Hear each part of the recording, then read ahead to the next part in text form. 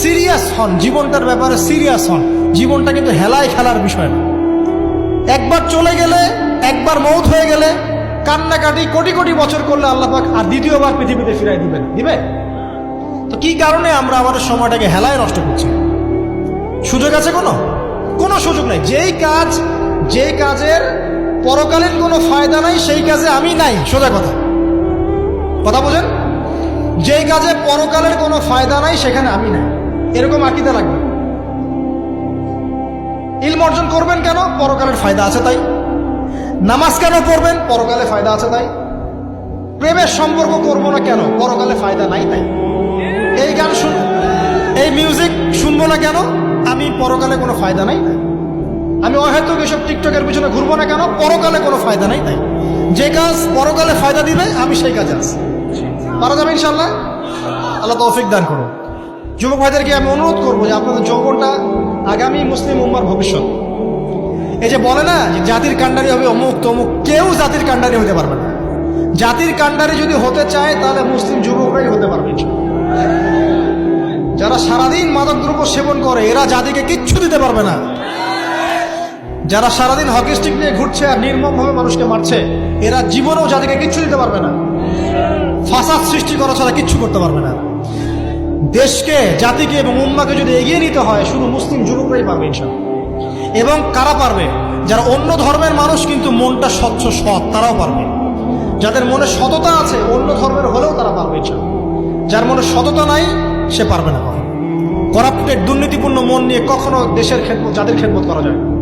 বাংলাদেশের সবচেয়ে বড় সমস্যা দুর্নীতি। বাংলাদেশের 1 নম্বর সমস্যা দুর্নীতি। দুর্নীতি যদি না থাকতো আর সমস্ত কালো টাকা যদি সাদা করা যেত, বাংলাদেশের মানুষকে আজকে না খেয়ে মরতে হতো না। 65% মানুষকে আজকে এই খাবারের সংকটে ভুগতে হতো না। সামনের দিনগুলো কঠিন হবে, ভয়াবহ হবে, এটা সবাই বুঝতে পারছে, হয়তো শুধু আপনারা পারছেন না। আল্লাহ পাক আপনাদেরকে বোঝার তৌফিক দান করুন, আমিন।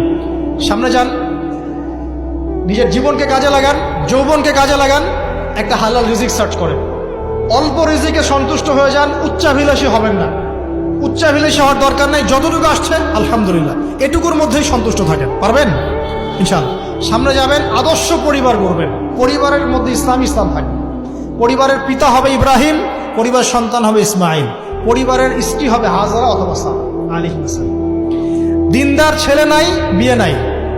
দিনদার মেয়ে নাই, বিয়ে নাই। ওই যেটা আপনি মনে করছেন রূপ সৌন্দর্য হাবিজাবি, কিচ্ছু থাকবে না ভাই, কিচ্ছু থাকবে না। 1 বছর 2 বছর পরে সব শেষ। দিনদার স্ত্রী পাবেন, চোখ বন্ধ করে বিয়ে করে ফেলবেন। আর দিনদার স্বামী পাবেন, বিয়ে করে ফেলবেন। আমার স্বামী কত বড় ব্যাংকের চাকরি করে, কত বড় ডিগ্রি, কত বড় সার্টিফিকেট, এটা পরের ইস্যু। আগের ইস্যু হচ্ছে আমার স্বামী নামাজ পড়ে কিনা, এই লোক আমার স্বামী হতে যাচ্ছে, এর দাঁড়িয়ে আছে কিনা, ইসলাম পালন করে কিনা, ইসলামের প্রতি ভালো ধারণা আছে কিনা, সে আমাকে পর্দায় রাখবে কিনা, এগুলো বড় জিনিস। পরিবার গড়বো ইসলামিক ভিত্তিতে। ইসলাম নাই, পরিবার নাই। এমনকি পরিবার গড়ার পরেও যদি দেখেন যে পরিবারের সদস্যদেরকে বোঝাতে বোঝাতে আপনি ক্লান্ত হয়ে যাচ্ছেন, পরিবারের সদস্যদেরকে দিন বোঝাতে আপনি ক্লান্ত, কিছুতেই দিন বুঝতে চায় না, আপনি আসহাবুল কাহাফ হয়ে যান, তাও ভালো। বুঝেন নাই? আপনি নিজের চটকা তেল দেন, ওটা বাদ দেন, ওর কবরের হিসাব ওর ছেড়ে দেন, আপনি ইব্রাহিম হয়ে যান, আপনি আসহাবুল কাহাফ হয়ে যান, তাও ভালো। ইসলাম নিয়ে কোনো কম্প্রোমাইজ নাই। পরিবারের সদস্যরাও যদি আল্লাহর পথে চলার ক্ষেত্রে প্রতিবন্ধকতা সৃষ্টি করে, বাদ দিয়ে দেন, দরকার নেই। আল্লাহর জমিন প্রশস্ত, আল্লাহর জমিন প্রশস্ত, আল্লাহর রিজিক প্রশস্ত। ইনশাআল্লাহ আল্লাহ পাক উত্তম আরো কিছু দিবেন আপনাকে ইনশাআল্লাহ। খেয়াল রাখবেন, পরিবারের মধ্যে ইসলাম থাকতে হবে। এখানে কিন্তু আপনাকে কেউ বাধা দিবে না, এর কর্তা আপনি নিজেই। আল্লাহ পাক তৌফিক এনায়েত করুন, আমিন। পাশাপাশি সৎ কাজের আদেশ করেন, অসৎ কাজে নিষেধ করেন। মুসলিম উম্মার মধ্যে ঐক্যের চেষ্টা করেন, বিভক্তি সৃষ্টি করবেন। সবার মধ্যে ভালো জিনিস আছে, নিয়ে নেন, খারাপগুলো ছেড়ে দেন। এমন কোন সংগঠন বা দল বা জামা নাই যার 100%ই পরিশুদ্ধ, এমন কোনো নেই, কোথাও নেই। সবার মধ্যেই কিছু না কিছু ভুল থাকবেই, কিছু না কিছু ফল্ট থাকবেই। ওই ফল্টগুলোকে নিয়ে যদি আপনি পড়ে থাকেন আর কাদা ছড়াছড়ি করতে থাকেন, কাজ হবে না। এখন এই যুগটা সেই যুগ না।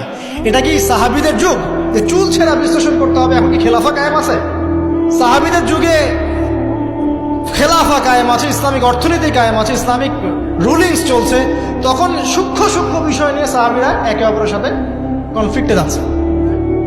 মত পার্থক্য হচ্ছে। আর এখন তো কিছুই নাই, এখন আপনি ওই ছোটখাটো বিষয় নিয়ে পড়ে আছেন, বড় বিষয়ের তো খোঁজ নাই এখন। আল্লাহ পাক আমাদেরকে বোঝার তৌফিক এনায়েত করুন, আমিন।